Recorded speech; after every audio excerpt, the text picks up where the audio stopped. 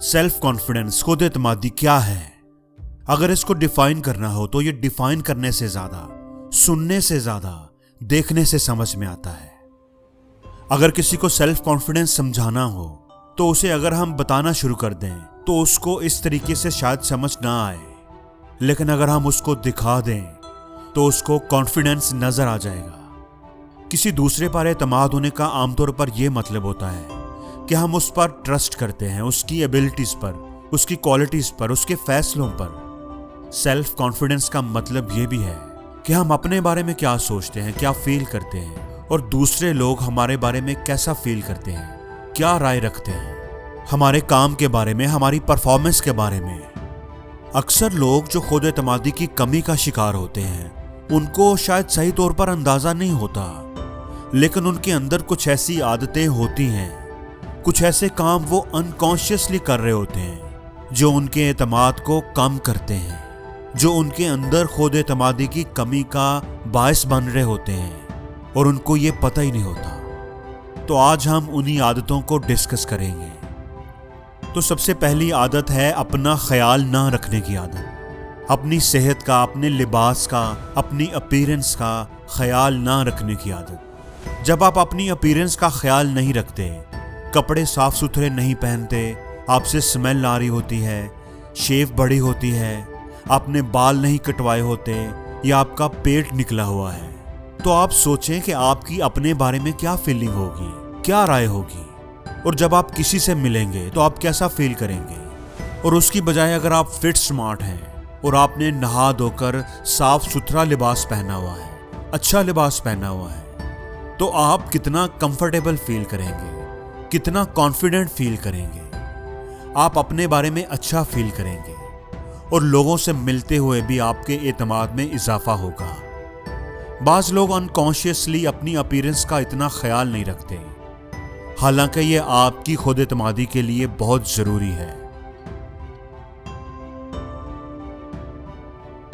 दूसरी बात यह है कि जब आप बाल बनाते हुए, तैयार होते हुए खुद को शीशे में देखते हैं तो आपको क्या नजर आता है?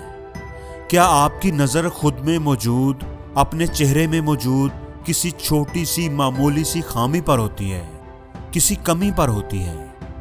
और क्या आप उसी के बारे सोचते रहते हैं? अगर ये तिल का निशान मेरे चेहरे पर ना होता, अगर मेरी नाक इस तरह की होती, अगर मेरे बाल थोड़े सिल्की होते, अगर मेरे अंदर ये कमी ना होती, तो अगर आप ऐसा करते हैं तो आप जान लें कि ये अमल आपकी खुद एतमादी के लिए जहर की तरह काम करता है। खुद पर तनकीद करने की आदत आपको दुखी करेगी, उदास करेगी, एहसास से कमतरी में मुब्तला करेगी। इसलिए अपनी छोटी छोटी कमियों पर फोकस करने की बजाय अपनी तवज्जो अपनी अच्छाइयों पर रखने की कोशिश करें। शुरू में आपको ये मुश्किल लगेगा, लेकिन जब आप इस चीज की प्रैक्टिस करते रहेंगे तो आपकी ये आदत अपने बारे में आपके सोचने का अंदाज बदल देगी और आप खुद को पुरएतमाद महसूस करने लगेंगे। दूसरों की तारीफ करना, कॉम्प्लीमेंट देना अच्छी बात है, लेकिन जब आप किसी की बहुत ज्यादा तारीफ करना शुरू कर देते हैं तो अनकॉन्शियसली आप उनको ये बता रहे होते हैं कि वो आपसे कितना बेहतर हैं। दूसरों की हौसला अफजाई करना अच्छी बात है, लेकिन अपनी सेल्फ एस्टीम का भी ख्याल रखना चाहिए। हर वक्त दूसरों की तारीफ करते रहने की बजाय उन सलाहियतों और उस टैलेंट पर भी ध्यान दें जो अल्लाह ताला ने आपको दिया हुआ है, और उसको भी अप्रिशिएट करना चाहिए आपको। हमेशा याद रखना कि हर किसी के अंदर अलग अलग खूबियां होती हैं, हर किसी को अल्लाह ने कुछ ना कुछ खास दिया होता है, इसलिए अपनी अच्छाइयों को भी कभी ना भूलें। एक आदत जो आपको बहुत ज्यादा नुकसान पहुंचाती है वो है अपने साथ मनफी बातें करना, मनफी सोच सोचते रहना। अक्सर जब हमको किसी काम में कामयाबी नहीं मिलती, हम नाकाम हो जाते हैं या कोई हमसे अच्छा रवैया नहीं रखता, तो हम अपने बारे मनफी सोचें सोचने लगते हैं। मैं इस काम में अच्छा नहीं, मुझसे ये नहीं होगा, मैं तो इस काम के लिए बना ही नहीं।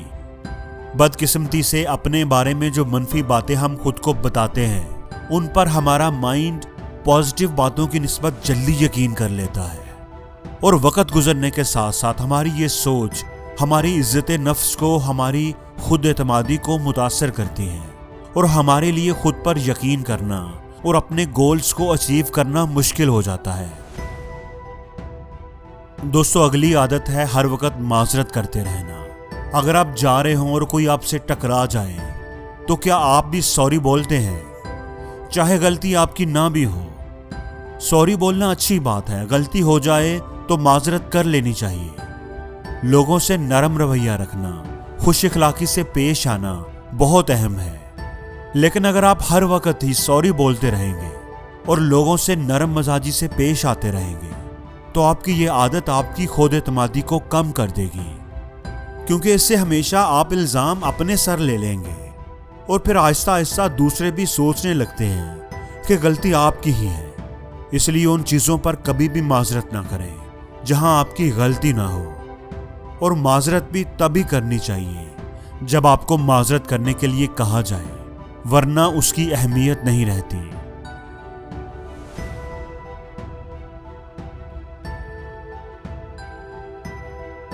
دوستو، یہ آپ کی زندگی ہے اور اپنی زندگی کے فیصلے بھی آپ کو خود ہی کرنے چاہیے۔ اپنی زندگی کا انچارج کبھی بھی کسی دوسرے کو نہ بننے دیں۔ اگر آپ اپنے معاملات میں ہر وقت دوسروں سے ہی رائے لیتے رہیں گے، اپنی زندگی کے فیصلوں میں دوسروں کی بات کو اہمیت دیتے رہیں گے، تو کبھی بھی خود اعتمادی سے زندگی نہیں گزار پائیں گے۔ آپ کبھی بھی خود اعتماد نہیں ہو سکتے اگر آپ کو پتہ ہی نہیں کہ آپ نے زندگی میں کیا کرنا ہے، اور اگر آپ خود پر اپنی رائے پر یقین ہی نہیں رکھتے تو آپ اپنی زندگی میں کچھ نہیں کر پائیں گے۔ آپ کے اندر اعتماد تبھی آئے گا جب آپ اپنے دل کی آواز سنیں گے، خود پر اعتماد کریں گے اور زندگی میں وہی کریں گے جو آپ کرنا چاہتے ہیں۔ دوستو، یہ ساری بری عادتیں خود اعتمادی کی کمی کی علامت ہوتی ہیں۔